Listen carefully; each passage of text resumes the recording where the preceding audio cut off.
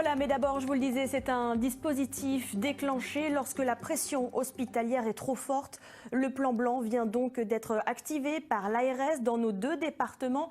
Et pour cause, la grippe, le Covid et les autres virus respiratoires saturent les hôpitaux. C'est ce que l'on va voir avec Lucas Campisi et Olivier Stéphane. Cet ambulancier est arrivé à l'hôpital il y a plus de 4 heures avec une patiente en détresse respiratoire. File d'attente à rallonge, manque de lits et de médecins. La situation des urgences. La dame de 90 ans doit attendre dans l'ambulance. Là, on est parti pour un moment, oui, malheureusement, parce que la patiente, elle est stable, elle va bien. Enfin, elle va bien. Elle présente quand même une détresse qui fait qu'on a quand même estimé qu'il fallait qu'elle soit vue par un médecin aux urgences.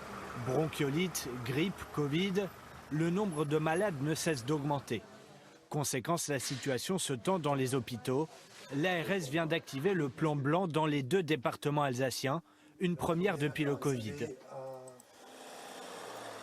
Ce dispositif doit permettre de mieux répartir les malades entre hôpitaux, de réaffecter du personnel dans les services en tension, mais surtout de libérer des lits en déprogrammant les opérations jugées non urgentes.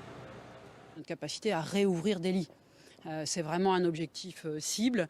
Nous avons eu un niveau de recrutement post-estival assez important, à hauteur de 20% plus important que l'année dernière, mais ça ne nous a pas permis d'ouvrir plus de lits tel qu'on l'avait envisagé au préalable. Pourtant, à Strasbourg, le nombre de passages aux urgences reste stable, 200 chaque jour. Le plan blanc, un effet d'annonce face au manque général de moyens, selon ce syndicat. On n'a pas les moyens de répondre aux besoins globaux. Mais on ne peut pas dire que c'est à cause du pic hivernal ou que c'est à cause des pathologies hivernales. C'est d'une façon globale où le CHU n'arrive pas à répondre à la besoin de la population. La solution du plan blanc n'en est pas une puisque c'est juste une solution aiguë pour passer un cap ou quand il y a un événement particulier. Mais sur le long terme, ça n'apporte rien de plus. Côté patient, consulter le 15 ou son médecin traitant reste la meilleure des solutions pour éviter de saturer davantage les urgences.